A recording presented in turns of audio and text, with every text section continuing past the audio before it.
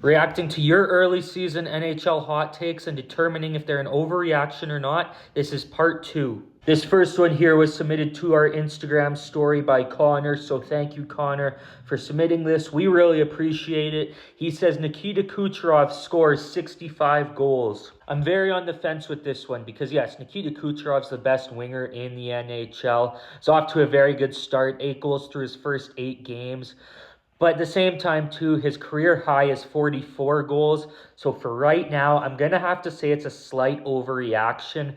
I'm going to need to see more of the season go on and see him keep up this pace for me to say that it's not an overreaction. Our next take was submitted by Ethan. Ethan submitted 3 takes, so thank you very much, Ethan. We appreciate it. His first one here, Dustin Wolf finishes second in Calder voting. I don't think this is an overreaction. Now, yes, a goalie hasn't won the Calder Trophy since Steve Mason in 2009, but Dustin Wolf's off to a good start, 3-1 through his first 4 games with a .924 save percentage for the Calgary Flames.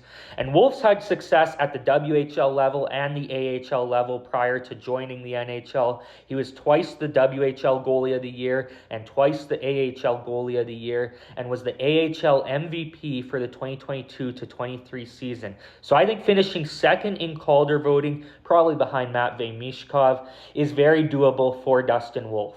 Ethan's next take here, the top 2 teams in the West will be the Stars at 1 and the Jets at 2. When Ethan submitted this take, the Jets were 4-0, but this take's looking better and better after every game that the Jets play, as they're now 8-0, the only undefeated team remaining in the NHL. I don't think this is an overreaction.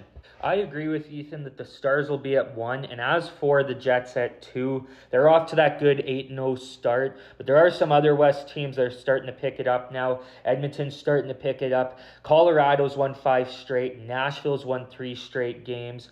But the Jets are getting contributions from all over the lineup. They're getting that great goaltending from Connor Hellebuyck. They've been the best team in the NHL so far through the early part of this season, and I think they're going to keep it up, so I have them at 2 in the Western Conference right now currently as well. Now for Ethan's last take, Artemi Panarin wins the Hart. I think this is a bit of an overreaction. Artemi Panarin is without a doubt an elite player. 15 points through his first 8 games. He's finished as a finalist for the Hart Trophy before, but I think there is an argument to be made against Artemi Panarin. Can he be the most valuable player in the NHL if he's not the most valuable player on his own team? Because I think there would be an argument against Panarin that the most valuable player on the New York Rangers is Igor Shesterkin. So I just don't think he would win the Hart Trophy. Our next take is from Draisaitl. Let's go. He's one of the biggest armchair athletes-aholics there are. Always commenting on our stuff, always supporting us. So thank you, Draisaitl. Let's go. We really appreciate it.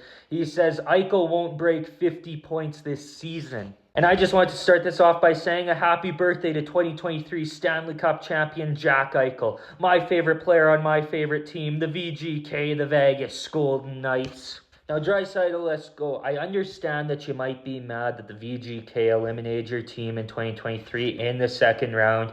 You had to watch Jack Eichel win the Stanley Cup, which is not something that you've seen Draisaitl or McDavid do.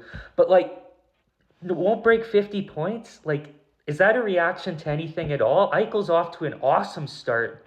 15 points through his first 9 games for the VGK. So I don't know if this is a reaction at all to what we've seen this season. But thanks to everyone that submitted hot takes. There are still some takes to get to. So like and follow for a part 3.